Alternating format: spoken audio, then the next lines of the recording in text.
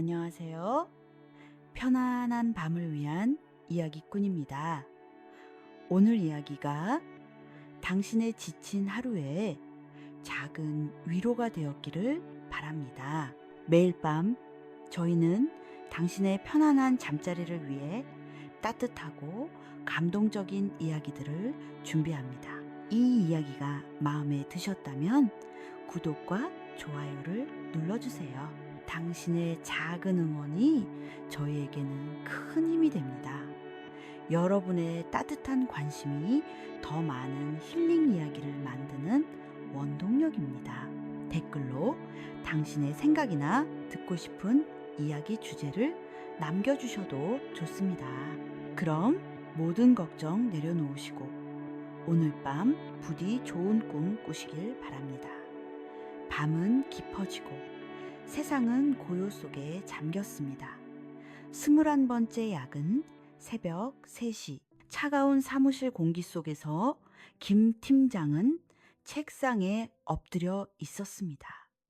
깜빡이는 모니터 불빛만이 그의 지친 얼굴을 희미하게 비추었습니다. 이번 프로젝트만 끝나면 정말 쉬고 싶다. 그것이 그의 마지막 생각이었습니다. 눈꺼풀이 스르르 무거워졌습니다. 그리고 다시 눈을 떴을 때 김 팀장은 더 이상 김 팀장이 아니었습니다. 그의 이름은 이제 김도윤이었습니다. 도련님, 정신이 드십니까? 낯선 목소리의 도윤은 천천히 눈을 떴습니다. 눈에 들어온 것은 형광등이 아닌 희미하게 타오르는 촛불이었습니다. 코끝을 스친 것은 커피 향이 아닌 오래된 책과 묵향기, 그리고 희미한 약재 냄새였습니다. 그는 딱딱한 나무바닥 위에 누워 있었습니다. 몸에는 까끌까끌한 삼배옷이 걸쳐져 있었습니다. 뭐지? 이건? 머릿속이 하얗게 비어버린 듯 했습니다. 지난 35년간의 김 팀장의 기억과 지난 25년간의 김도윤이라는 낯선 선비의 기억이 뒤엉켜 거센 소용돌이를 일으켰습니다.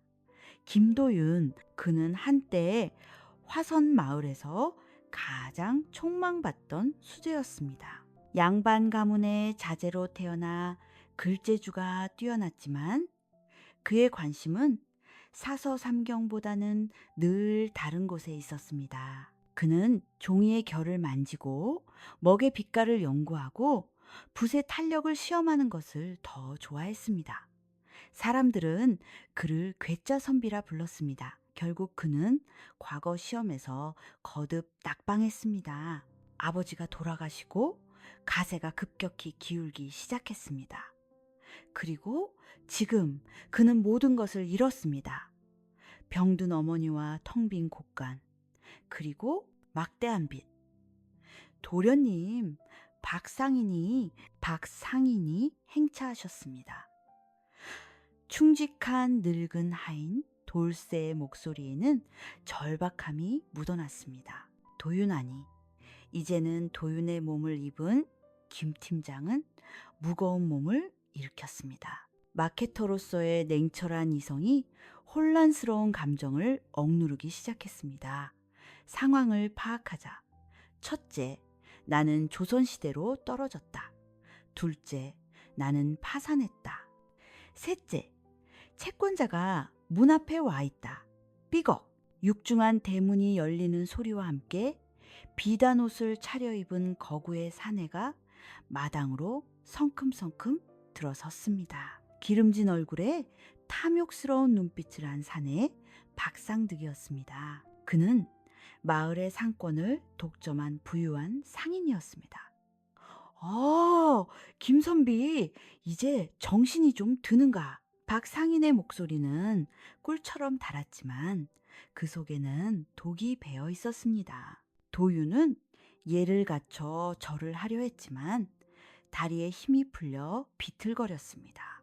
박상인은 그런 도윤을 비웃으며 손을 내저었습니다. 됐네, 됐어. 그깟 예법 차릴 시간에 빚갚을 궁리나 하게 오늘이 약조한 마지막 날일세. 어머님 약값이며 그동안 밀린 이자까지. 자, 어쩔 텐가. 도유는 입술을 깨물었습니다. 집안에 남은 것이라곤 아무것도 없었습니다. 박상인의 눈이 마루 끝에 앉아 계신 창백한 얼굴의 도윤의 어머니를 훑고는 이내 마당 구석에 있는 낡은 서고로 향했습니다. 쯧쯧, 명색이 선비 집안이라더니 남은 건 책뿐이로군. 좋아, 오늘은 내가 특별히 인심을 쓰지. 저 서고와 저 뒤편에 버려진 종이 공방 간말일세. 박상인이 손가락으로 가리킨 곳은 먼지가 뽀얗게 쌓인 낡은 창고. 한때 도윤의 아버지가 애지중지하던 한지 공방이었습니다. 저 2개를 넘기면 빚은 없던 일로 해주겠네. 어떤가? 그 버려진 창고에서 어차피 귀신이나 나올 판인데 박상인은 조롱을 멈추지 않았습니다. 그는 이 서고의 값비싼 고서들과 공방이 딸린 넓은 땅을 헐값에 넘겨받을 속셈이었습니다. 도울새가 다급하게 도윤의 옷자락을 붙잡았습니다. 안 됩니다, 도련님. 그곳은 선대 어른들의 혼이 깃든 곳입니다. 저자에게 넘길 순 없습니다. 도윤의 어머니도 희미한 목소리로 말했습니다. 도윤아, 그것만은 내 아버지가 평생을 바친 곳이란다. 도윤은 혼란스러웠습니다. 조선시대의 가치관으로 보면 조상의 유산을 지키는 것이 목숨보다 중요했습니다. 하지만 김 팀장의 머리는 다르게 작동했습니다. 압박, 협상, 프레셔이군. 가장 절박할 때 가장 소중한 것을 헐값에 요구한다. 도윤은 천천히 고개를 들었습니다. 그의 눈빛은 더 이상 낙방한 선비의 절망, 어린 눈빛이 아니었습니다. 그것은 수십억짜리 프레젠테이션을 앞둔 마케팅 팀장의 날카로운 눈빛이었습니다. 그는 공방 쪽으로 천천히 걸어갔습니다. 그리고 굳게 닫힌 창고 문을 열었습니다. 삐걱하는 소리와 함께 퀴퀴한 먼지 냄새가 훅 끼쳐왔습니다. 하지만 그 먼지 사이로 도윤의 코끝을 스치는 냄새가 있었습니다. 그것은 당나무 껍질의 맑고 청아한 향기였습니다.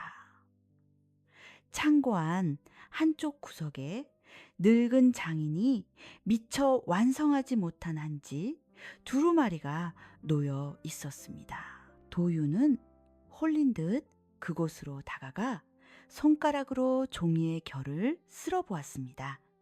이건 다르다. 그는 김 팀장으로서 수많은 럭셔리 브랜드의 브로셔를 만져보았습니다.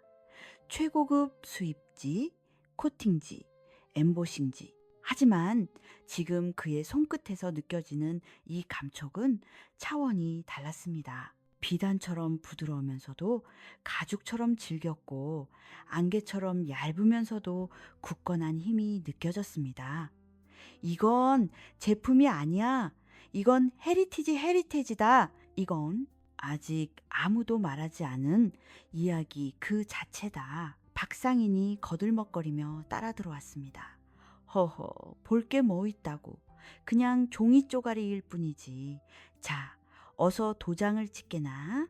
그 순간 도윤의 머릿속에서 모든 것이 정리되었습니다. 절망과 혼란이 사라지고 명확한 솔루션이 떠올랐습니다. 도윤은 천천히 몸을 돌려 박상인을 마주 보았습니다. 못 드립니다. 무엇이? 이곳은 단순한 공방이 아닙니다.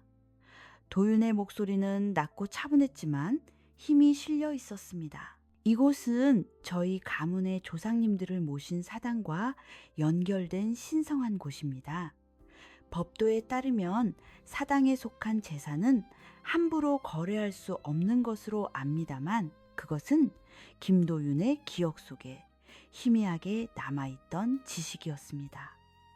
하지만 김 팀장은 그것을 완벽한 방어 논리로 재구성했습니다.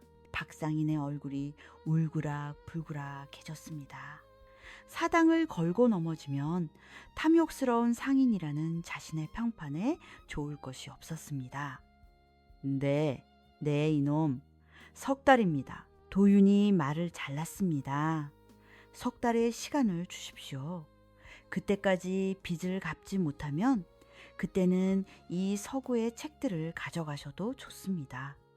하지만 이 공방은 안 됩니다. 그는 서구가치 있는 책들을 미끼로 던지고 진짜 핵심 자산 공방을 지켜낸 것입니다. 박상인은 분했지만 사당을 걸고 넘어지는 선비를 함부로 대할 수는 없었습니다. 그는 좋다, 석 달이다, 두고 보자 라는 말을 남기고 거칠게 돌아섰습니다. 육중한 대문이 다시 닫히고 마당에는 정적이 찾아왔습니다. 시간은 천천히 흘러갔습니다. 돌쇠가 눈물 콧물이 범벅이 되어 도윤 앞에 엎드렸습니다. 도련님, 가문을 지켜주셨습니다. 어머니의 눈에도 희미한 안도감과 함께 아들에 대한 낯선 놀라움이 스쳐 지나갔습니다. 도윤은 아무 말 없이 낡은 공방 한가운데 서 있었습니다. 그의 손에는 여전히 맑은 당나무 향이 배어있는 한지 조각이 들려 있었습니다. 그는 더 이상 과거 시험에 목매는 선비가 아니었습니다. 그는 21세기의 마케팅 전략을 머릿속에 탑재한 조선의 김도윤이었습니다.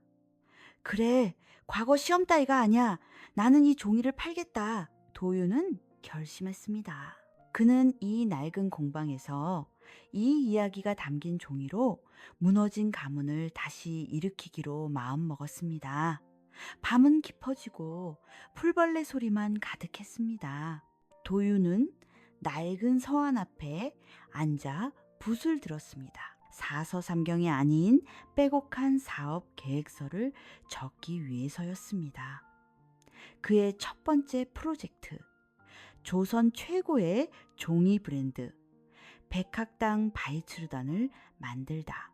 편안한 어둠 속에서 도윤의 눈은 촛불보다 더 밝게 빛나고 있었습니다. 은은한 달빛 아래 밤은 깊어지고 세상은 고요 속에 잠겼습니다. 어젯밤 김도윤은 한숨도 자지 못했습니다. 하지만 이상하게도 피곤하지 않았습니다. 21세기 김 팀장의 지친 영혼은 사라지고 김도윤이라는 새로운 그릇 안에서 뜨거운 열정이 샘솟고 있었습니다. 날이 밝자마자 도윤은 돌쇠를 불렀습니다. 돌쇠야, 공방으로 가자. 낡은 한지 공방은 집 뒤편 작은 시냇가에 자리 잡고 있었습니다. 문을 열자 어제보다 더 짙은 먼지 냄새와 당나무 냄새가 섞여 밀려왔습니다. 공방 내부는 생각보다 훨씬 더 처참했습니다. 거대한 당나무 찜통은 차갑게 식어 있었고 종이를 뜨는 발틀은 거미줄에 덮여 있었습니다. 그때 공방 구석에서 인기척이 들렸습니다. 누구시오? 쉰 목소리와 함께 늙은 장인 2명이 놀란 눈으로 도윤을 바라보았습니다. 한 명은 어제 본 늙은 하인 돌쇠였고 다른 한 명은 이 공방에서 평생을 보낸 황영감이었습니다.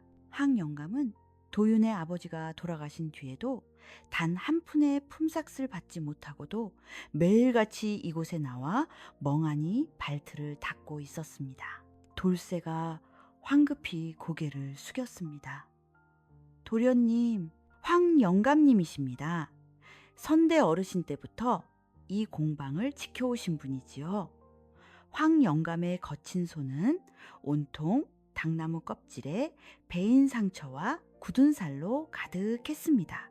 도윤의 마음 한구석이 뭉클해졌습니다.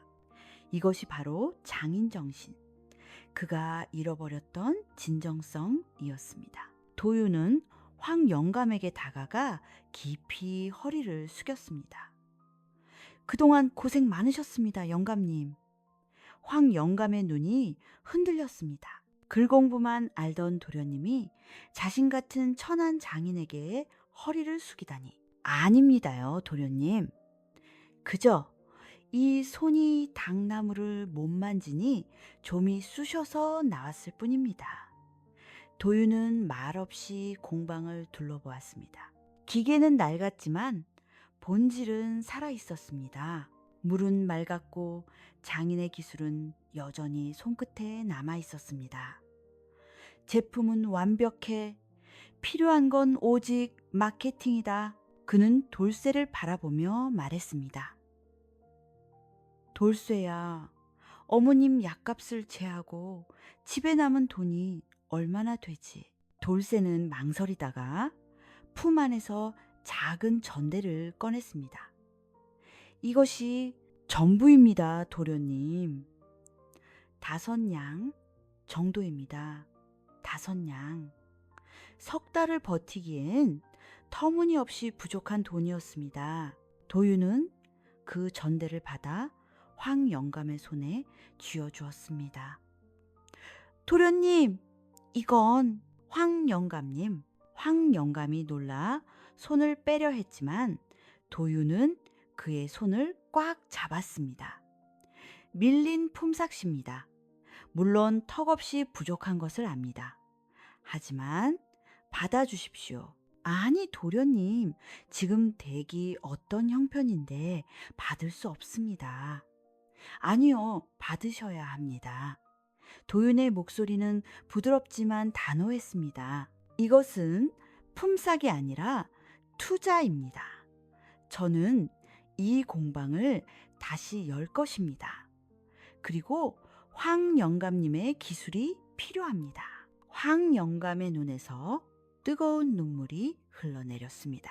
그는 돈 때문이 아니라 자신의 기술을 필요로 한다는 그 말 한마디에 평생의 서름을 보상받는 듯 했습니다.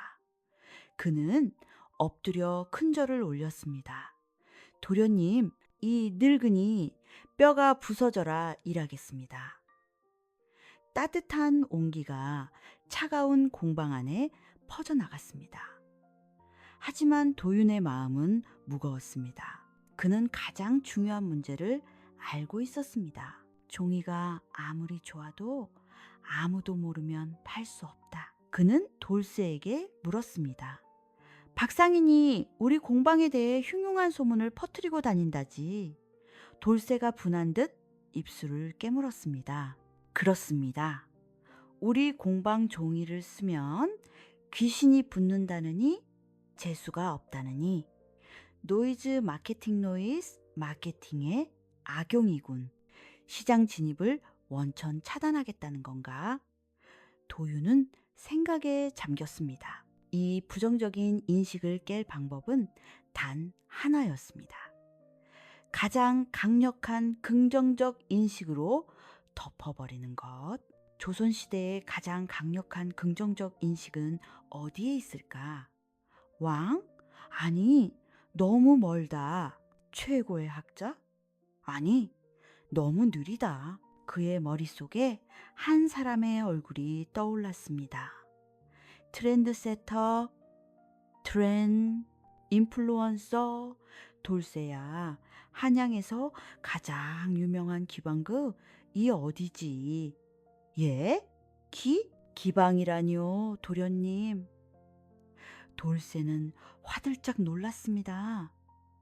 책만 보시던 도련님이 어허, 이럴 때가 아닙니다. 가장 품격 있고 사대부들이 시시를 논하기 위해 찾는 곳 말이다. 아, 그곳이라면 미인강, 미른가를 말씀하시는 모양입니다만 도윤이 고개를 끄덕였습니다. 그리고 미인각의 일패 기생, 이바이이션, 월화외의 이름을 떠올렸습니다. 그녀는 단순한 기생이 아니었습니다. 그녀가 입는 옷, 그녀가 읊는 시, 그녀가 쓰는 붓과 종이는 다음 날이면 한양 전체의 유행이 되었습니다. KOL, 키 오피니언 리더, 그녀를 잡아야 한다. 도윤은 황 영감에게 부탁했습니다. 영감님, 딱 사흘입니다. 사흘 안에 이 공방에서 만들 수 있는 최고의 종이를 3가지만 만들어 주십시오. 그는 남은 돈을 쪼개당 나무를 샀습니다. 황 영감과 돌쇠는 밤낮으로 공방에 불을 뗐습니다. 그리고 사흘 뒤 도윤의 손에는 3종류의 한지가 들려 있었습니다. 그날 밤 도윤은 생전 처음으로 기방 미인각의 문을 두드렸습니다. 미인각은 속세의 소란스러움과는 거리가 먼 곳이었습니다. 은은한 향냄새와 멀리서 들려오는 가야금 소리. 시간은 천천히 흘러갔습니다. 방 안으로 안내된 도윤의 앞에 그림처럼 단아한 여인이 앉아 있었습니다. 달빛과 꽃이라는 이름처럼 화려하지 않지만 은은한 빛을 내는 여인 월화였습니다. 월화는 수많은 선비들을 보아왔습니다. 그들은 대부분 자신에게 잘 보이기 위해 과장된 시를 읊거나 허세를 부렸습니다. 오늘도 그런 선비일까? 몰락한 가문의 자제라고 하던데. 월화가 부드러운 목소리로 말했습니다. 선비님을 뵙는 것은 처음입니다. 이 밤에 저에게 무슨 용무이신지요? 도윤은 차를 한 모금 마시고 찻잔의 온기를 손으로 느꼈습니다. 그는 시를 읊는 대신 품에서 3종류의 종이를 꺼내 탁자 위에 펼쳤습니다. 월화 낭자. 예, 선비님. 낭자께서는 어떤 종이에 시를 쓰십니까? 월화의 눈썹이 살짝 움직였습니다. 예상치 못한 질문이었습니다.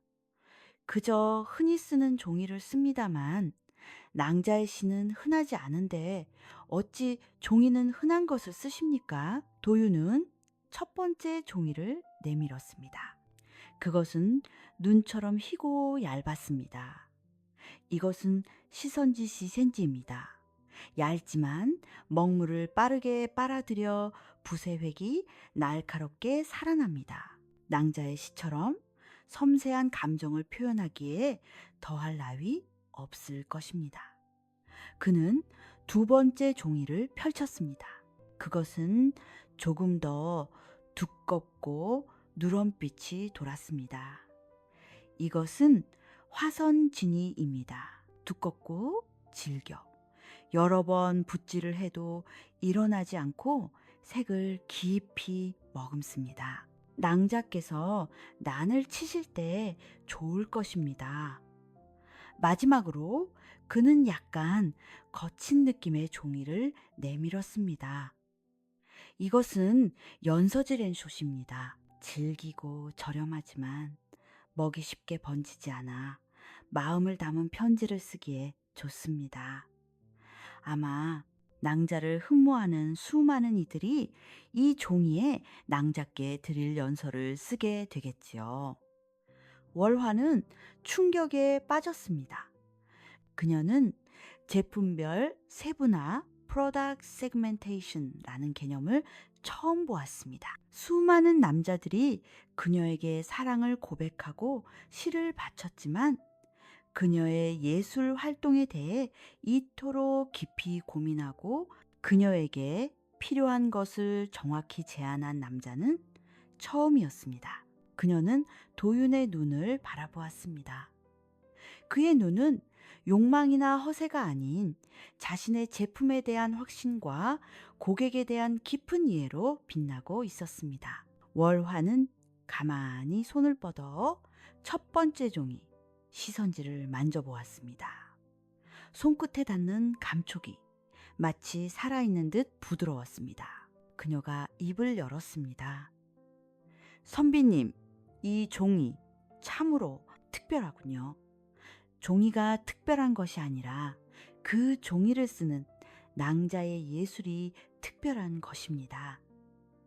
고요함이 방 안에 내려앉았습니다.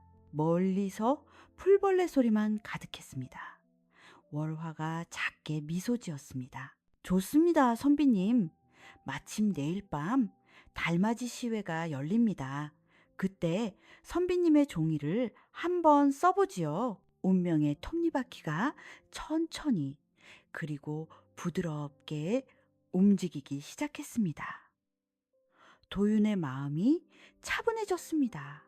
모든 걱정은 멀리 사라지고 희미한 희망이 차오르기 시작했습니다. 이 밤의 끝에서 좋은 꿈이 찾아올 것 같았습니다. 밤은 깊어지고 은은한 달빛이 미인강 다라무는 이 뜰악을 부드럽게 감쌌습니다. 다음 날 밤 약속대로 미인각에서는 달맞이 시웨스가 열렸습니다. 한양에서 내로라 하는 사대부와 풍류를 아는 명사들이 모두 모여 가야금 소리에 취하고 달빛에 시름을 씻는 밤이었습니다. 김도윤은 초대받지 못한 손님이었습니다. 그는 미인각의 담장 밖 멀리서 들려오는 가야금 소리에 귀를 기울이며 초조하게 서 있었습니다. 그의 손에는 땀이 찼습니다. 21세기에서 수십억짜리 광고 경쟁 프레젠테이션을 할 때도 이토록 떨리지는 않았습니다. 제발, 제발, 그녀의 마음에 들어야 할 텐데. 시회의 절정, 모두가 기다리던 순간이 왔습니다. 미인각의 주인이자 최고의 예술가인 월화예가 뜰악 중앙으로 나섰습니다.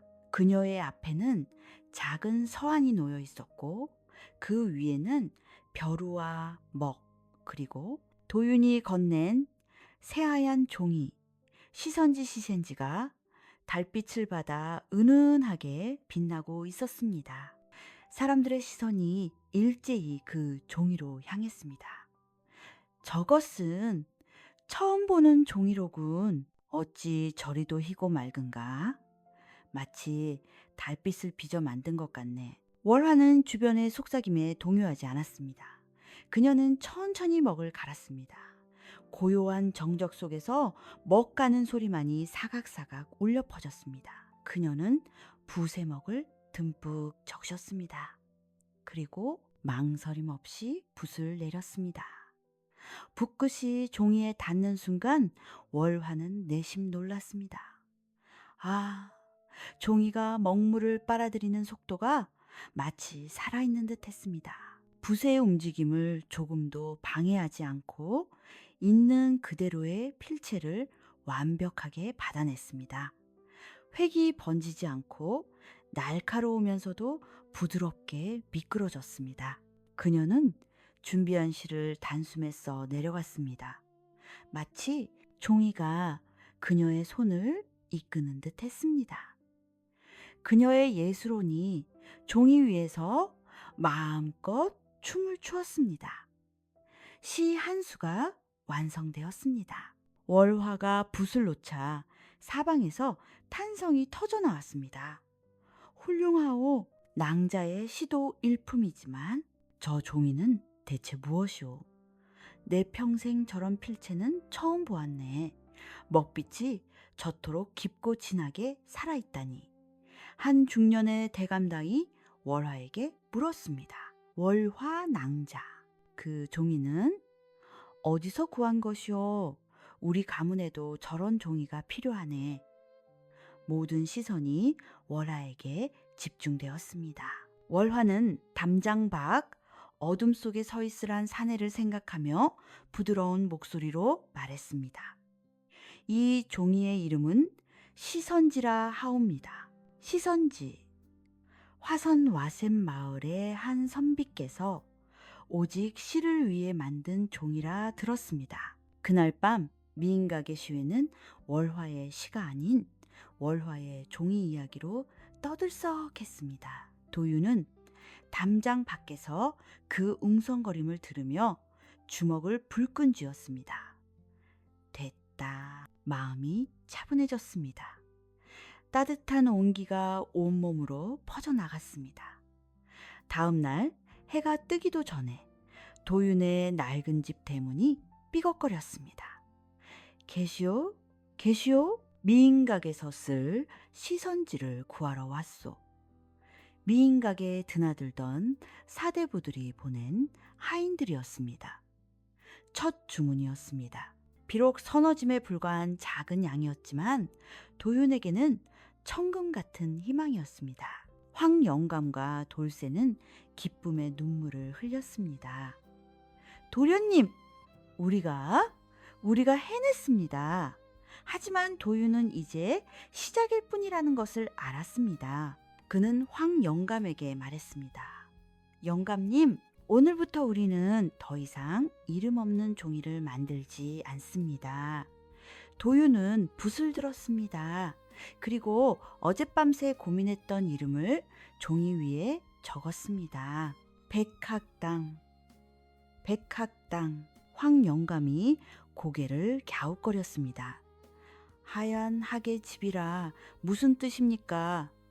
도윤은 창밖의 낡은 공방을 바라보며 말했습니다. 학틀은 예로부터 고고함과 장수 그리고 신선센을 상징합니다. 또한 우리 종이는 학의 날개처럼 희고 가볍습니다.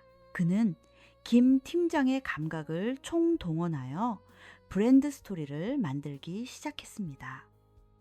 우리의 종이는 단순한 종이가 아닙니다. 그의 목소리는 낮고 힘이 있었습니다.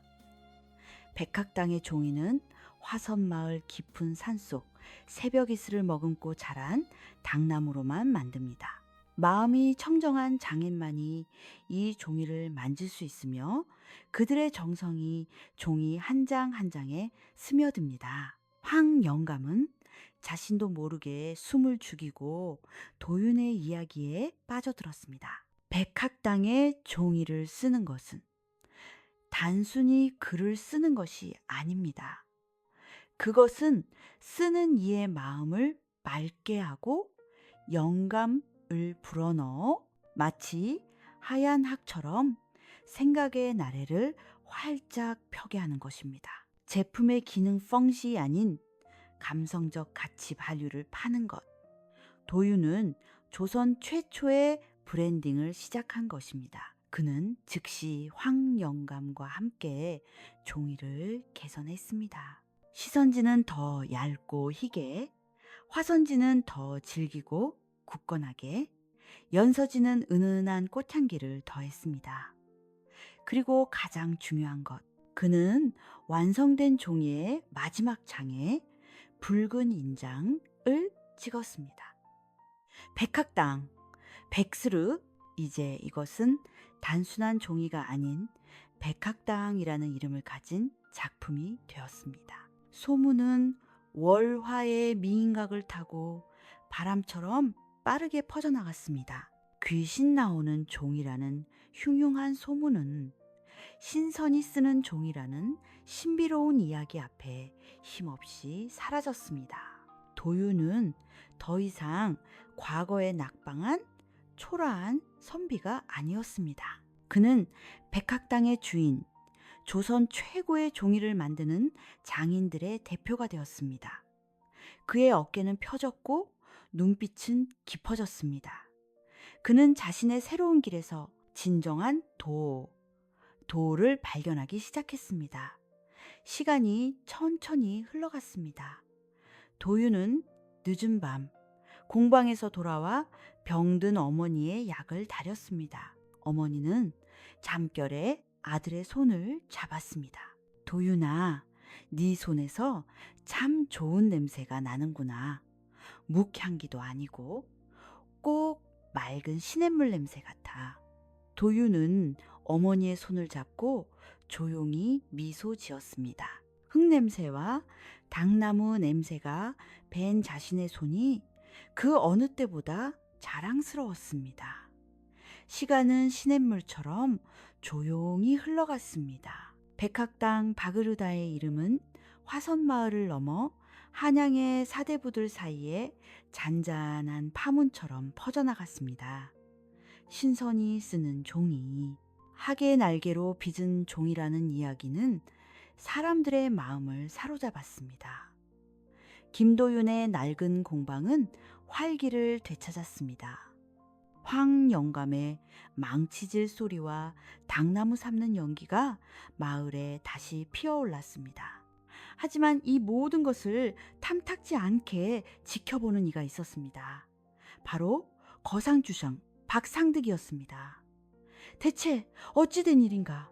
그는 자신의 장지성계 가게에 쌓여가는 재고를 보며 노발대발했습니다. 그가 독점하던 한양의 종이시장이 몰락한 선비 녀석이 만든 이야기 하나에 흔들리고 있었습니다. 귀신 나오는 종이라는 소문이 더 이상 먹히지 않자 그는 더욱 교활한 방법을 생각해냈습니다. 그는 자신의 수하들을 저작거리로 풀었습니다. 들었는가? 화선마을 김선비 말일세. 아, 그 종이 만드는 양반. 쭈쭈! 양반 체면도 다 버렸다지. 명색이 성균관을 다닌 선비가 어찌 천한 장인들과 흙탕물에 발을 담그고 종이를 만든단 말인가. 가문의 망신일세. 조상님들 뵐 낯이 없겠어. 소문은 종이가 아닌 사람을 향했습니다. 양반양과 상놈의 구분이 엄격한 시대, 선비가 붓 대신 망치를 들고 글 대신 물건을 파는 것은 타락으로 여겨졌습니다. 이 사회적 편견이라는 무기는 칼보다 날카로웠습니다. 며칠 뒤 도윤은 저작거리에 나갔다가 자신을 향한 수군거림을 느꼈습니다. 한때 화선마을의 수재라며 칭송하던 눈빛은 이제 체면도 모르는 몰락 양반이라는 경멸과 호기심으로 바뀌어 있었습니다. 심지어 어린 학동들마저 그를 보며 손가락질했습니다. 저기 봐, 종이 파는 선비다. 그날 저녁 도윤은 홀로 공방에 앉아 있었습니다. 황영감과 돌쇠는 애써 태연한 척했지만 그들의 얼굴에도 수심이 가득했습니다. 도련님, 괜찮으십니까? 돌쇠가 조심스럽게 물었습니다. 사람들의 말이 너무 심합니다. 제가 가서 혼쭐을. 도윤은 말없이 고개를 저었습니다. 그는 21세기의 김 팀장으로서 이보다 더한 인신공격과 네거티브 캠페인을 겪어보았습니다. 화가 나는가? 아니, 조금 서글픈가? 그렇다. 하지만 그는 감정에 휩쓸리지 않았습니다. 이것은 위기. 다. 그리고 위기는 브랜드를 더 강하게 만들 기회. 다. 그는 사람들의 편견을 정면으로 반박하는 대신 백학당의 철학을 선언하기로 결심했습니다. 그는 황영감에게 부탁해 백학당에서 가장 크고 튼튼한 종이 화선지화센지를 가져오게 했습니다. 그리고 붓을 들었습니다. 그는 글을 쓰는 내내 흙탕물 속에서 당나무를 건지던 황영감의 거친 손을 생각했습니다. 그는 자신의 정체성을 한자 한자 써 내려갔습니다. 다음날 아침 백학당 공방의 대문 앞에는 커다란 방방 하나가 붙었습니다.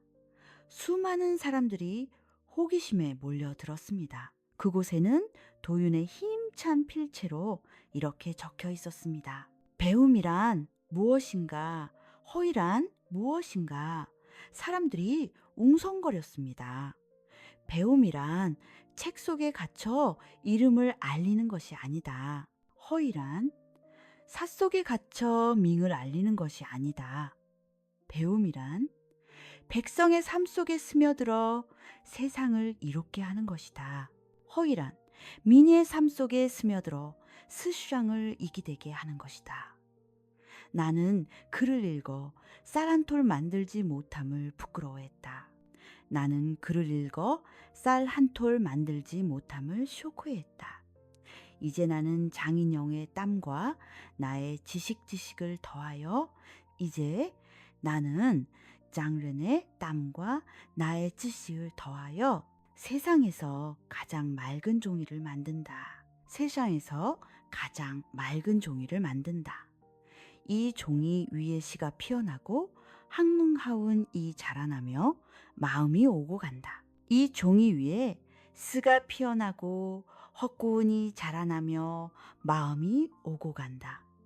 선비의 길이 붓을 드는 것이라면 선비의 길이 붓을 드는 것이라면 나의 길은 붓이 춤출 수 있는 털을 닦는 것이다. 나의 길은 붓이 춤출 수 있는 털을 닦는 것이다. 이 또한 나의 도인이 무엇이 부끄러운가? 이 또한 나의 도인이 무엇이 부끄러운가? 백학당 주인 김도윤 바이스르텅 주렌 친도윤 사람들은 숨을 죽였습니다. 그것은 변명이 아니었습니다. 그것은 선언이었습니다.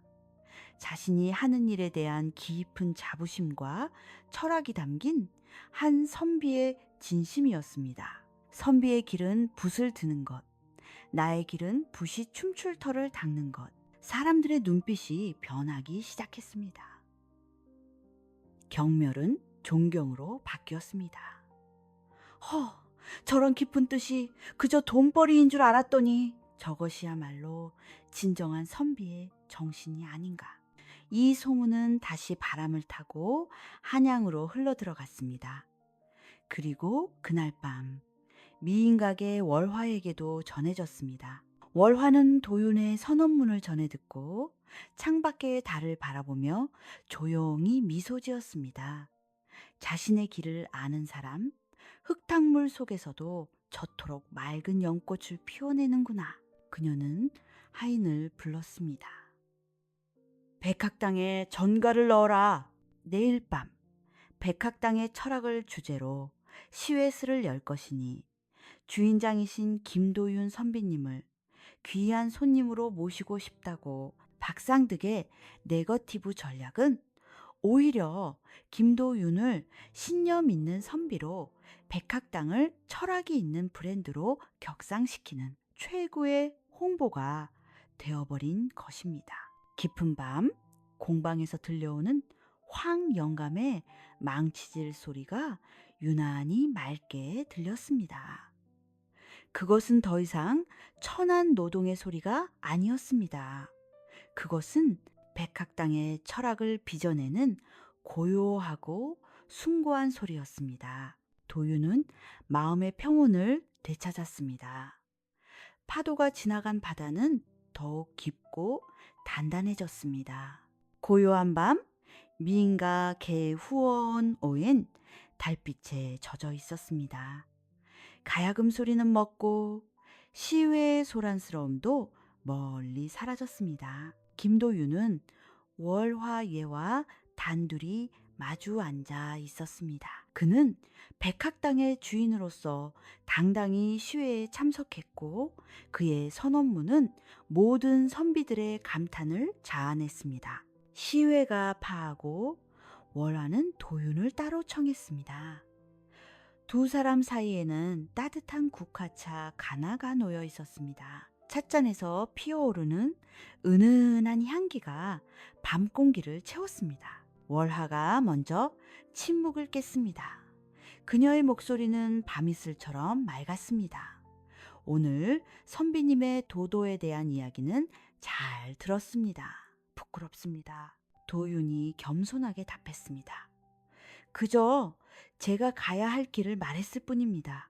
아닙니다. 월화가 고개를 저었습니다. 저는 수많은 선비들을 보아왔습니다. 그들은 입으로는 백성을 논하지만 마음은 늘 공명계에 가 있었습니다. 하지만 선비님은 달랐습니다. 그녀의 눈빛이 달빛을 받아 반짝였습니다. 선비님은 저를 기생이로 보지 않으셨습니다. 처음 뵌 날 선비님은 저를 예술가로 보아주셨습니다. 제 시와 그림에 대해 진심으로 고민해 주셨지요. 그런 분은 선비님이 처음이었습니다. 도윤은 월화를 바라보았습니다. 그녀 역시 그가 알던 기생들과는 달랐습니다. KOL, 인플루언서, 그런 21세기의 단어들로는 부족했습니다. 그녀는 사람의 마음을 읽는 통찰력과 유행을 만들어내는 전략가였습니다. 낭자께서도 저를 몰락한 선비로 보지 않으셨습니다. 도윤이 조용히 말했습니다. 낭자께서는 제 종이의 가치를, 그 안에 담긴 이야기를 가장 먼저 알아봐 주셨습니다. 두 사람 사이에 따뜻한 침묵이 흘렀습니다. 서로의 다름을 인정하고 그 다름 속에서 진정한 가치를 알아본 두 사람이었습니다. 그때 월화가 조심스럽게 물었습니다. 이것은 그녀가 오래전부터 품어왔던 순수한 궁금증이었습니다. 선비님, 한 가지만 여쭈어도 되겠습니까? 물론입니다. 선비님께서는 어찌하여 과거 글을 보지 않으십니까? 그것이야말로 선비님께서 말씀하시는 세상을 이롭게 하는 가장 바른 길이 아닙니까? 파도가 밀려왔습니다. 그것은 도윤이 애써 외면하고 있던 그의 가장 아픈 부분이었습니다. 김도윤의 실패한 과거. 그는 잠시 눈을 감았습니다. 21세기의 김 팀장이었다면 그는 아마 적당히 둘러대거나 화제를 돌렸을 것입니다. 하지만 지금 그는 백학당의 주인 김도윤이었습니다. 그는 자신의 철학을 선언한 사람이었습니다. 그는 솔직해지기로 했습니다. 이해관계가 아닌 마음으로 자신을 알아봐준 첫 번째 사람 앞에서 낭자의 말씀이 맞습니다. 그것이 바른 길이었지요. 그가 쓴웃음을 지었습니다. 저는 그 길에서 수없이 넘어졌습니다. 매번 낙방록반했지요. 저는 재능이 없었습니다. 월화의 눈이 조금 커졌습니다. 그녀는 도윤이 당연히 과거를 포기한 것이라 생각했지 실패했다고는 생각지 못했습니다. 도윤은 자신의 상처를 담담하게 바라보며 말했습니다. 가문은 기울고 어머니는 병드셨습니다. 저는 붓을 꺾을 수밖에 없었습니다. 아니, 사실은 꺾고 싶었습니다. 재능도 없는 길에 매달리는 것이 너무도 고통스러웠습니다. 그는 월화의 맑은 눈을 바라보았습니다. 하지만 저는 이제 압니다. 세상의 길은 하나만 있는 것이 아니더군요. 그는 자신의 손을 내려다 보았습니다. 당나무 껍질에 베이고 흙물이 든 손이었습니다. 책 속의 글이 세상을 이롭게 하지 못한다면 이 거친 손으로 종이를 만들어 다른 이들이 더 나은 글을 쓰도록 돕는 것, 그것이 저의 새로운 도도입니다. 그의 목소리에는 부끄러움이나 원망이 없었습니다. 오직 자신의 길을 찾은 자의 평온함과 단단함만이 있었습니다. 월화는 오랫동안 말이 없었습니다. 그녀는 자신의 실패를 이토록 담담하게 고백하고 그 속에서 새로운 길을 찾아낸 사람을 본 적이 없었습니다. 그는 실패한 선비가 아니었습니다. 그는 다시 태어난 장인이었습니다. 월화는 자리에서 일어나 방 안에 작은 한만을 열었습니다. 그리고 그 안에서 자개로로 장식된 아름다운 붓한 자루를 꺼내왔습니다. 그녀가 가장 아끼는 붓이었습니다. 선비님, 그녀는 두 손으로 붓을 받들어 도윤에게 건넸습니다. 이것은 선비님의 돈은 붓을 꺾는 것이 아니었습니다. 그녀가 부드럽게 미소 지었습니다. 선비님의 돈은 새로운 것을 쓰는 것입니다. 이 붓으로 백학당의 철학을 그리고 선비님의 이야기를 써 내려가십시오. 도유는 떨리는 손으로 붓을 받았습니다. 붓대가 차가웠지만 그 안에 담긴 월화의 마음은 더없이 따뜻했습니다. 감사합니다. 낭자. 그들은 더 이상 말하지 않았습니다. 말이 필요 없었습니다. 달빛 아래 두 사람의 마음은 가장 맑은 종이 위에 쓰인 한 편의 시처럼 완벽하게 통하고 있었습니다. 밤이 깊어갔습니다. 국화차 향기가 두 사람의 주위를 고요히 맴돌았습니다. 계절이 몇 번이고 옷을 갈아입었습니다. 화선마을의 낡은 공방은 이제 백학당 몽이라는 이름에 걸맞은 단정한 모습을 갖추었습니다. 김도윤의 삶은 완전히 새로운 궤도에 올랐습니다. 그는 더 이상 실패한 과거에 얽매이지 않았습니다. 아침이면 당나무찌는 구수한 연기와 함께 일어나 장인들과 하루를 시작했습니다. 그의 손은 황영감의 손처럼 거칠어졌지만 그의 눈빛은 그 어느 때보다 맑고 평화로웠습니다. 백학당의 종이는 최고의 품질과 확고한 철학을 상징하게 되었습니다. 미인각 미rin가의 월화예가 백학당의 벗을 자처하며 그들의 종이만을 고집하자 한양에 이름난 예술가와 명문가들이 앞다투어 백학당의 종이를 찾았습니다.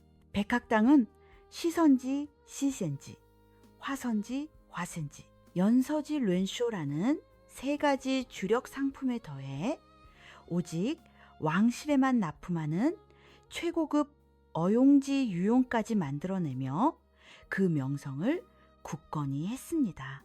박상득의 귀신 나오는 종이는 이제 아무도 기억하지 못하는 예시하기가 되었습니다. 그의 가게는 손님의 발길이 끊겼지만 도유는 그를 돌아보지 않았습니다. 복수 후쿠슈는 그의 도도가 아니었습니다. 가장 큰 변화는 도윤의 낡은 집에서 일어났습니다. 어머니의 병세가 눈에 띄게 좋아졌습니다. 아들의 얼굴에 드리워져 있던 그늘이 거치고 매일 활기차게 일하는 모습을 보는 것이 그 어떤 값비싼 약재보다 좋은 약이 되었습니다. 어느 날 저녁 어머니는 도윤의 손을 잡고 말했습니다. 아들아, 네가 다시 글 공부를 하지 않아도 나는 조금도 서운하지 않다. 네가 만드는 종이에서 참으로 따뜻한 온기가 느껴지는구나. 그것이 글보다 더 많은 사람의 마음을 어루만져 주는 것 같아. 도유는 어머니의 말에 코끝이 시큰해졌습니다. 석 달의 빚을 갚고도 남을 만큼 백학당에 부부가 쌓이기 시작하자 도유는 21세기 마케터의 감각을 다시 일깨웠습니다.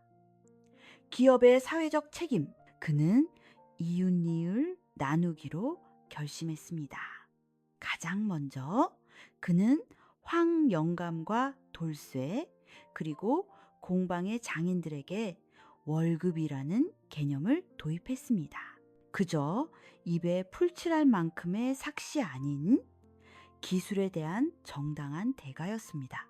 황영감은 난생 처음 받아보는 두둑한 급여 봉투에 눈물을 글썽였습니다. 도련님, 이것은 과분합니다. 도유는 황영감의 손을 잡았습니다. 과분한 것이 아닙니다, 영감님. 이것이 백학당의 철학입니다. 최고의 장인에게는 최고의 대우가 따라야죠. 그의 나눔은 공방에서 그치지 않았습니다. 도유는 자신이 낙방했던 기억을 떠올렸습니다. 글을 읽고 싶어도 종이 한 장 살 돈이 없어 배움을 포기해야 했던 수많은 아이들. 그는 백학당의 수익금으로 공방 한쪽에 작은 서당을 열었습니다. 장인들의 아이들을 위한 학교였습니다. 그곳에서 아이들은 글감만 아니라 아버지가 하는 일, 즉 종이 만드는 기술도 함께 배웠습니다. 그는 훈장님을 찾아가 깊이 고개를 숙였습니다. 훈장님! 이 아이들이 자신의 뿌리를 잊지 않고 배움을 통해 더 나은 장인이 될 수 있도록 이끌어 주십시오. 종이는 저희 백학당이 모두 책임지겠습니다. 훈장님은 몰락한 선비가 진정한 스승이 되어 돌아왔다며 도윤의 손을 잡고 감격했습니다. 공방 마당에는 망치질 소리와 함께 아이들의 낭낭한 글 읽는 소리가 울려 퍼졌습니다. 그 소리는 화선 마을 전체에 따뜻한 활기를 불어 넣었습니다. 이 소식은 미인가게 월화에게도 전해졌습니다. 어느 늦은 오후 월화가 예고 없이 백학당을 찾아왔습니다. 그녀는 화려한 비단옷 대신 수수한 무명 치마 저고리 차림이었습니다. 그녀는 아이들의 글 읽는 소리가 들려오는 서당을 한참이나 바라보았습니다. 선비님은 참으로 놀라운 분입니다. 월화가 조용히 말했습니다. 돈을 버는 사람은 많아도 그 돈으로 사람을 키울 줄 아는 사람은 드물지요. 그저 제가 할 수 있는 일을 하는 것뿐입니다. 도윤이 답했습니다. 낭자께서 시선지의 가치를 알아봐 주지 않으셨다면 이 모든 것은 불가능했을 것입니다. 두 사람은 나란히 서서 가을볕에 말라가는 하얀 닭종이를 바라보았습니다. 종이에서 맑고 깨끗한 햇살 냄새가 났습니다. 선비님, 월화가 불렀습니다. 예, 낭자. 제가 선비님의 도에 작은 힘이나마 보태고 싶습니다. 그녀는 자신이 직접 그린 그림 한 폭을 내밀었습니다. 달빛 아래 하얀 학추루 수십 마리가 평화롭게 논이는 그림이었습니다. 백학도 백추루졌습니다. 이 그림을 백학당에 종이를 알리는 데 써주십시오. 하지만 낭자의 그림은 천금천진을 주어도 구하기 힘든 돈을 받자고 그린 것이 아닙니다. 월화가 미소 지었습니다. 백학당의 철학이 더 멀리 퍼져나가길 바라는 저의 작은 투자입니다. 선비님의 길을 저도 함께 걷고 싶습니다. 따뜻한 온기가 두 사람 사이에 그리고 온 마을에 퍼져나갔습니다. 밤은 깊어지고 아이들의 글 읽는 소리는 꿈결처럼 평화로웠습니다. 백학당 바이츠로의 명성미쇼은 바람을 타고 한양을 넘어 마침내 궁궐묘에까지 닿았습니다.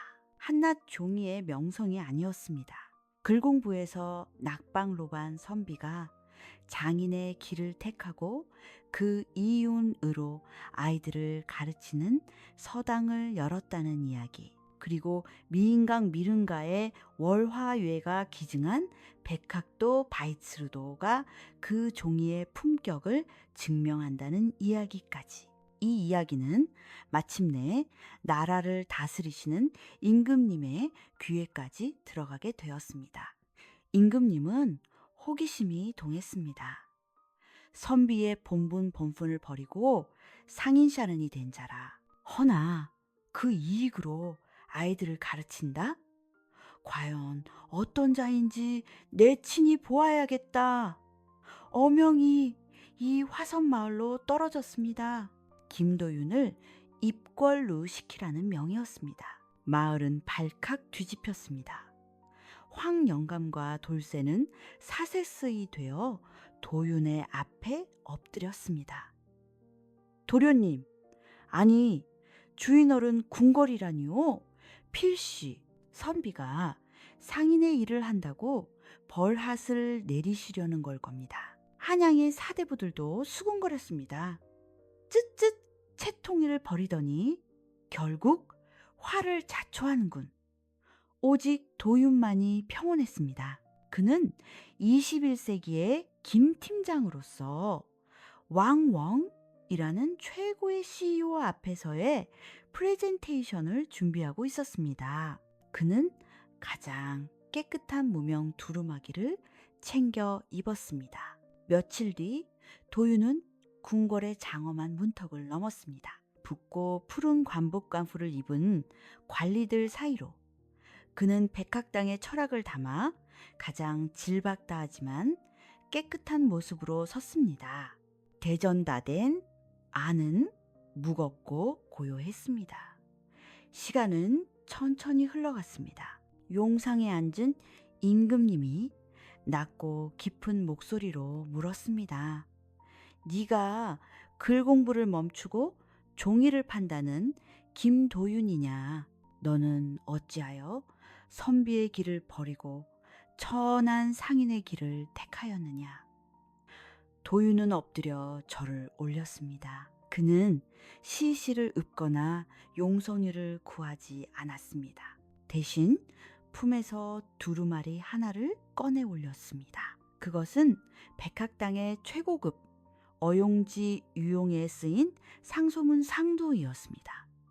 전하, 신은 선비의 길을 버린 것이 아닙니다. 그의 목소리는 낮았지만 대전 전체를 울렸습니다.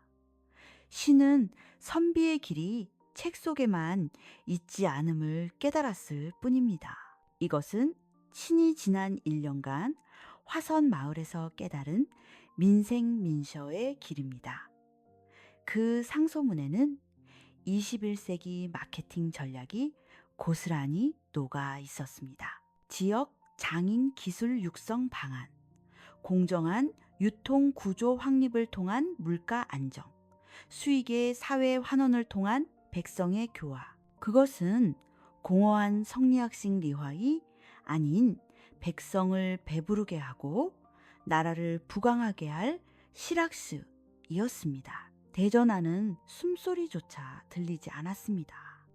임금님은 상소문을 읽는 내내 굳은 표정이었지만 마지막 장을 덮었을 때 그 입가에 희미한 미소가 어렸습니다. 임금님은 감탄했습니다. 이것이야말로 내가 찾던 살아있는 학문이로다. 임금님은 용상에서 내려와 도윤의 어깨를 잡았습니다.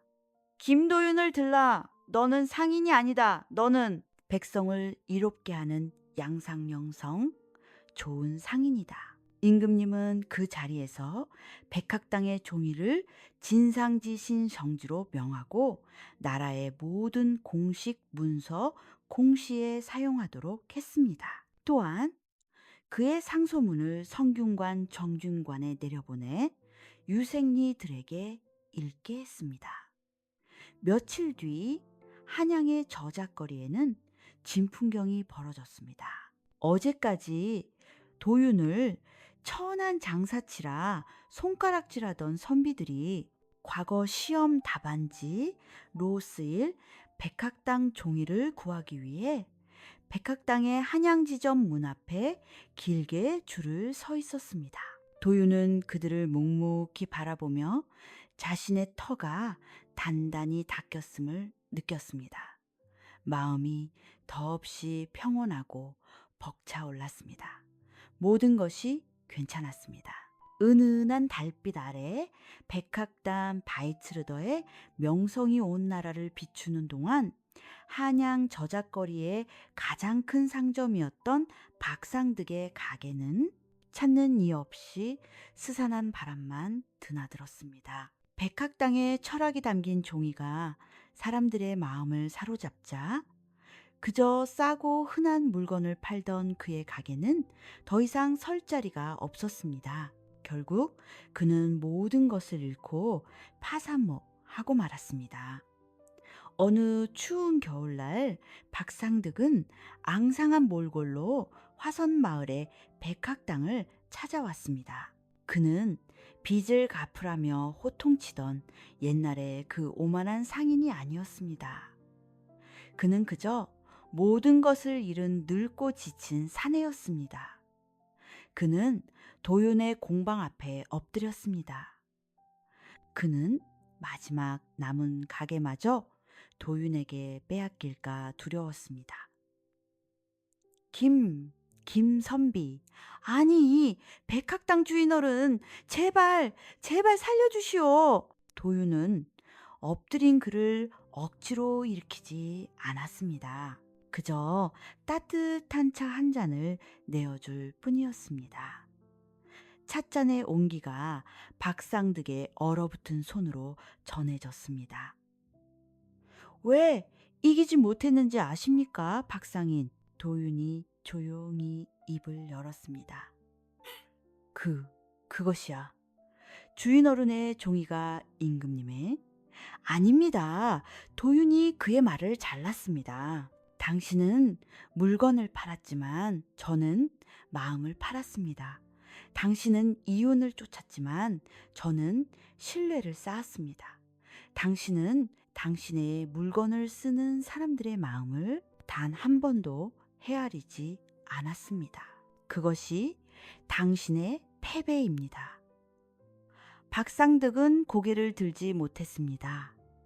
그의 거친 상술로는 단 한 번도 생각해 본 적 없는 철학이었습니다. 도윤은 21세기 마케터로서 경쟁자 제거가 아닌 시장의 재편을 생각했습니다. 당신의 가장 큰 창고 성고를 저에게 파십시오. 예, 제가 정당한 값을 치르고 사겠습니다. 박상득은 자신의 귀를 의심했습니다. 도윤은 그의 마지막 재산마저 빼앗으려는 것이 아니라 거래질화를 제안한 것이었습니다. 며칠 뒤 박상득의 음습했던 가게는 백학당의 소유가 되었습니다. 도윤은 그곳을 자신이 꿈꾸던 진짜 목적을 위해 사용했습니다. 그는 창고를 허물고 그 자리에 환하고 따뜻한 건물을 지었습니다. 그리고 그곳을 백학당의 종이가 아닌 나라 안팎의 귀한 책들로 가득 채웠습니다. 백학서원 박술 쇼인이었습니다. 돈이 없어 책을 읽지 못하는 가난한 백성들, 어린아이들, 누구나 와서 마음껏 책을 읽고 꿈을 꿀 수 있는 공공도서관이었습니다. 그리고 그 서원의 한쪽에서 수수한 선비의 옷을 입고 아이들에게 글을 가르치는 여인이 있었습니다. 더 이상 기생마이 아닌 자유로운 예술가이자 학자 화자가 된 월화였습니다. 그녀는 미인각에서 번 돈과 도윤의 도움을 받아 스스로 몸을 되찾았습니다.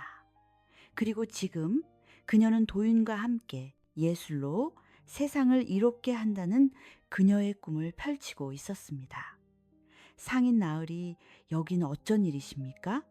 서원 앞을 지키던 돌쇠가 누군가에게 물었습니다. 도윤이었습니다. 마을 사람들은 이제 그를 선비님이 아닌 존경의 의미를 담아 상인 나으리 주후라 불렀습니다. 도윤은 월화를 바라보며 따뜻한 미소를 지었습니다. 그럼 박상인은 어찌 되었습니까? 월화가 물었습니다. 도윤이 공방 쪽을 가리켰습니다. 저기서 새로이 실내를 배우고 있지요. 멀리 백학당의 가장 말단 창고에서 박상득이 땀을 뻘뻘 흘리며 당나무 껍질에 수량을 세고 있었습니다. 도윤은 그에게 창고지기의 일을 맡겼습니다. 가장 낮은 곳에서부터 품질과 정성의 가치를 다시 배우도록 기회를 준 것이었습니다. 밤은 깊어지고 도윤과 월화는 나란히 서서 한쪽에서는 백학당 공방의 따뜻한 불빛을, 다른 한쪽에서는 서당과 서원의 낭랑한 글 읽는 소리를 바라보았습니다. 실패한 선비와 운명에 묶였던 기생, 두 사람은 세상이 정한 길이 아닌 자신만의 도도를 걸어 마침내 세상을 이롭게 하는 가장 큰 부를 이루었습니다. 은은한 달빛이 새롭게 태어난 화선 마을과 두 사람의 평화로운 미소 위로 고요히 그리고 따뜻하게 애쓰 내려앉고 있었습니다. 오늘 밤 당신의 꿈도 이들처럼 따뜻하고 평화롭기를 바랍니다. 이야기가 마음에 드셨다면 구독과 좋아요를 눌러주세요. 당신의 작은 응원이 저희에게는 큰 힘이 됩니다. 여러분의 따뜻한 관심이 더 많은 힐링 이야기를 만드는 원동력입니다. 댓글로 당신의 생각이나 듣고 싶은 이야기 주제를 남겨주셔도 좋습니다. 그럼 모든 걱정 내려놓으시고 오늘 밤 부디 좋은 꿈 꾸시길 바랍니다.